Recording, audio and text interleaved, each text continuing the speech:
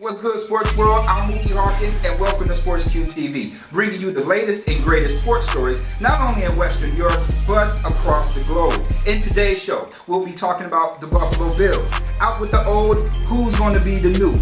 In college football, who's going to win the national championship? Later on in the show, we will feature our Western New York Power 10. Speaking of that, Western New York legend Damian Foster will be here to give us his top 5 ballers in Section 6. Now, joining us in Colleen's Corner, those Lady Hawks of O'Hara, women's basketball, still flying high in 2017, UYFL Nationals, Buffalo Sabres, and much, much more. So if you're looking for the scoop, don't worry, we got your back. SportsQube TV, coming right up.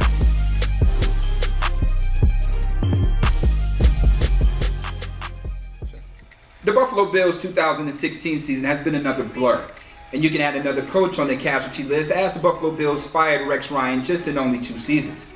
Ryan finished with an overall record of 15-16. Now that's the second best winner percentage since Wade Phillips in 2000. But Ryan, being a defensive guru from his days in Baltimore, couldn't convert the best 4-3 defense into his exotic scheme, as the Bills' defense diminished drastically, going from 4th overall in 2014 under Jim Schwartz to 15th in 2015, now a dismal 19th overall.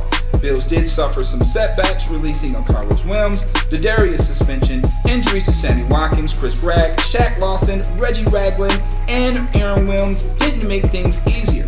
So out with the old, who's going to be the new? Head coach, that is. The front runner is offense coordinator Anthony Lynn, who revitalized the offense to having the top rushing offense in the NFL.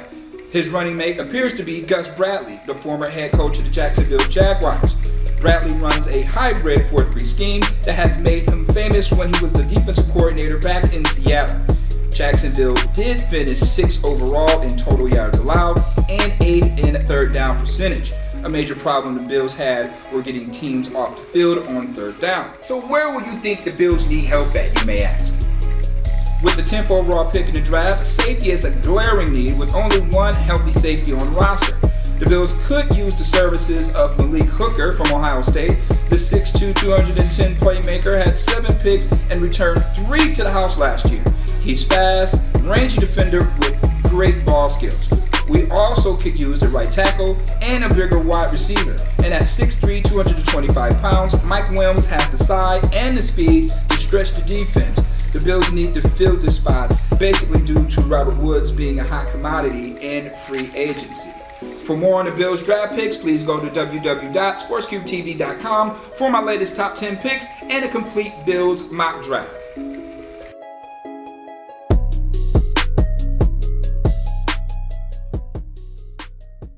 Here we go. I-90 Holiday Showcase, #1 small school health science versus Rochester Early at Villa Maria. Tyron Lott scores 2 of his 10 points to give the Falcons the lead. Taj Minho answers back as he freezes games with the step-back 3 as the Cobras take a 2-point lead. Down 49-47, Tavion Nelson's big day came with this big bucket to force overtime. Brian Harrell of Rochester Early led the Cobras with 14 points, but Devontae Gaines, a.k.a. Ticket, exploded to the rack for the big lay-in. Gaines finished with 15 points, 5 rebounds, 5 assists. Rochester are up 1 when Gain gets a huge block and outlets to Locke, which finds widespread in the corner for the game-winning 3. Brett led all scorers with 15 points as the Falcons closes the show with Karan Briggs having a little cookies and cream as the Falcons beat Rochester Early 59-55.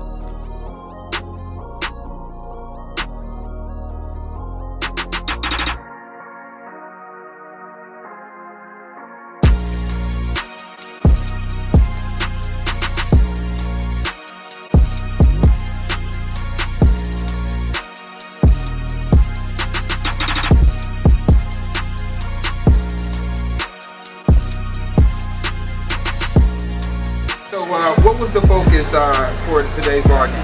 They told me they got big guys, we're a small team, so we had to get rebounds, I had to work hard, hustle. Usually they bully me, but I had to step my game up today. Well, with that being said, you did post a double-double. You were the player of the game. The game was forced to overtime. Yeah. What was your coaches telling you guys when the game was forced in OT? He said, just saying, don't force it. You gotta play at your own tempo. Don't play at their tempo because the whole game we were rushing. So we got to slow it down. We got to praise off. Big time praise. So, Wise, tell us a little bit about your opponent today from Rochester. Coach Ty told us they had a big Raptors team, they had a couple big men. He gave us a little scout report, told us where sure they could go. And some of them for sure, number one was a shooter, some of them couldn't go left, so he was just a scout report. It's a nice little scout report. Yeah.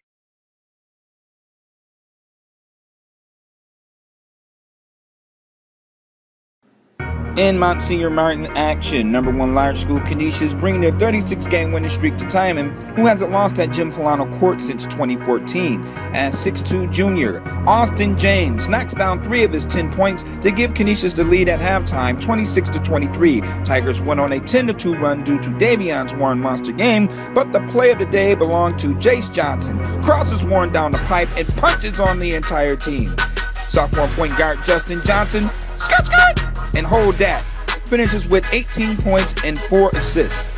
Tigers are up 2 when they decide to hack-a-shack Jace Johnson to the free throw line with 19 seconds left. Now Johnson misses 2 shots the last possession, gets another chance to tie the game, but he doesn't bend his knees and misses 4 straight free throws. 36-game winning streak over a Western New York opponent snapped. Warren's career day, 27 points, 20 rebounds, was the first 2020 game from a Timon player since Charlie Comerford did it in 1999.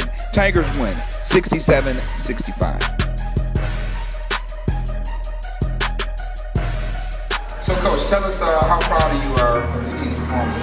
I mean, extremely proud. That's the first time anybody has beat them in 2 years in the league in Western New York. And that's a great team, no matter who they roll out there year in and year out. They're well coached, they know how to play. Everybody stick to who they are, which makes them tough, and they can make shots this year. If that's one thing they can't do is make shots. And for our kids to come out and show the poise. I'm happy that when I wasn't playing good, my teammates were able to have my back, and I just played defense and get as many rebounds as I can. Now, it was a topsy-turvy game. You guys were a little bit down at halftime. What did your coach tell you to get you guys back home? Yeah, I got to step my game up. I can't just have 4 points and not play defense. I have to score and play defense and get my team a lot. And I'm really excited. Me and the team, we just haven't got the win. Beat the team at 36-game winning streak. Now, you're a sophomore. I know you don't want to get too much in the hoopla or Canisius time in the game. So, what was your focus and what was your mentality for today's matchup? My focus today was just to play with confidence, just play my game and take care of the ball.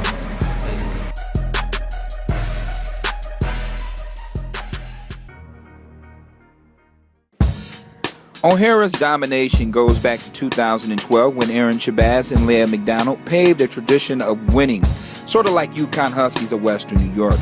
That torch was passed to Keontae Edwards and 2014's Player of the Year, Jonte Walton. Now, keeping that torch lit is UB signee Summer Hempfield and Adia Ziegler, who's headed to Canisius College. With 3 state titles and 2 Federation belts, the Lady Hawks are on pace to win over 140 games in a 5-year period and have a chance at a 4th straight Monsignor Martin championship. So, how will this tradition keep the Hawks flying high in 2017? More wins, more titles, and more respect for the school. Same thing. I don't know how to explain it, but Federations, it meant more. Because the talent here, it's not bad. It's not to the aspects of New York City. My sisters are seniors, so they teach me at home and here. They're really hard on me, so I'm always trying to live up to their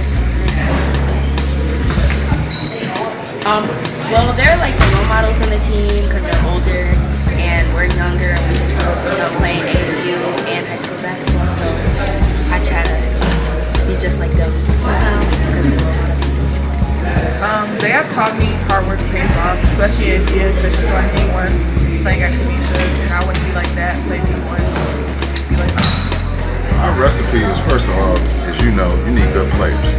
And you get the good players and you try to take them to another level. What a lot of coaches don't believe in this area is competition. So we seek out competition where other schools run away from competition. Most of the schools around here, they won't even play us. They don't even want to get in the same building with us, but they want to scrimmage you to get ready for the sectionals and all the rest of that. It's work. If you don't put the work in the gym, you don't put the work in the off season, or you're not on your own doing stuff, you're not gonna be the player of the year. You're not gonna do that because another girl gonna do that. Somebody else gonna take your spot on that. My thing is, we here, don't let them take your spot. You really gotta instruct them, like, this is how you set a screen, this is how you roll off the screen, this is when you back cut, and once you kind of master that girls basketball, you're ahead of the game. So that's one of our things that we do here, is try to teach, not only from me, it's other coaches that help me, Mike McCarthy from Mount St. Mary's, we had another coach from Mount Mercy. That's where I want my kids to be. We want to be on the stage. Like we're going to be the first team out of here to play in what's called the Mecca in New York City. It's a big event for everybody coming across the country. It's an invitational only, that we've been the only team. Well, that's our show for today. I would like to thank Cardinal O'Hara High School for opening up their doors to SportsQube TV and all our guests. I would also like to thank Hitman Productions and everyone who played a part in this new network. Now remember, every other Sunday we'll be bringing you the latest and greatest sports stories in Western New York. So until next time, if you're trying to shine, just remember, you got to put your work in. From SportsQube TV, I'm Muki Hawkins. Be well, everybody.